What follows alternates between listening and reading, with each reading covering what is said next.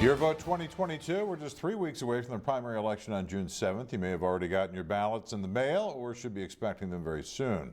One of the big races is the newly drawn 47th Assembly District. The 47th District will include much of the Coachella Valley except for Indio and Coachella. It will include Yucca Valley, Banning, Beaumont, and Yucaipa. Riverside County makes up 76% of the district, while the other 24% covers San Bernardino. Tonight, News Channel 3's Samantha Lomibaugh spoke with the 4 candidates running for that seat to get their takes on the issues.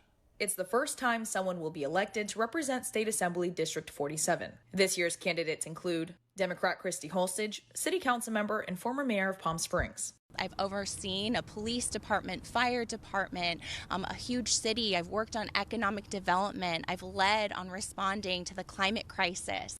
Republican Gary Michaels, an E-rate company owner. Running companies, managing businesses, working with a multitude of people, and the coming from private industry gives me a perspective that I don't think either Greg or Christy have. Democrat Jamie Swain, a businesswoman and truck driver. I'm a veteran. I'm a truck driver. I'm from the community. I grew up in an impoverished neighborhood. So I know how it is to feel like, you know, you're doing the best that you can, but you just can't make ends meet.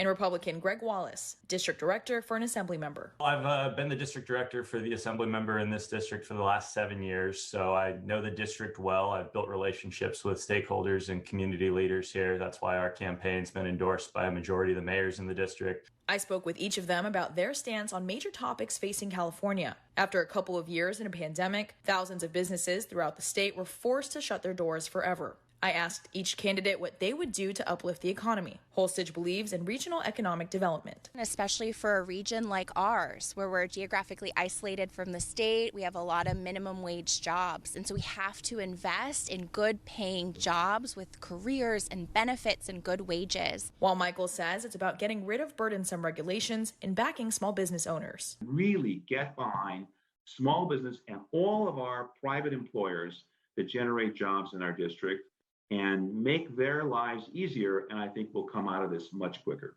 Meanwhile, candidate Swain says she has firsthand experience as a business owner and believes in better wages. We need to make sure that the businesses get the money that they need so that they can pay their employees, so that their employees hopefully can pay their babysitters so that they can continue to work. While Wallace told me he believes in working closely with the community. I've got firsthand experience working in our local communities with our businesses, helping them keep their doors open and helping them get their PPP. That's something that I'd continue to do as your legislators. And nationwide, an uproar from both sides after a leaked Supreme Court draft of the possible reversal of Roe v. Wade.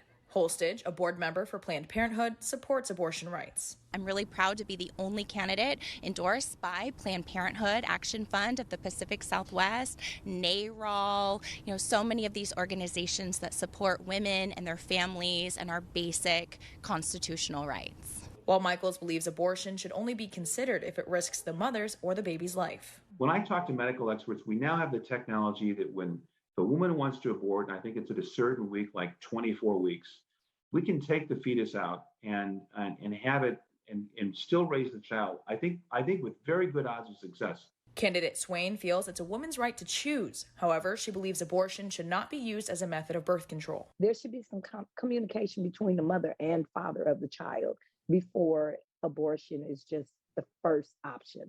While Wallace says it's up to the state legislature. We're going to have to wait and see, but I feel like that's something that, is appropriate for legislatures to take a look at, and that needs to be a conversation we have in our community.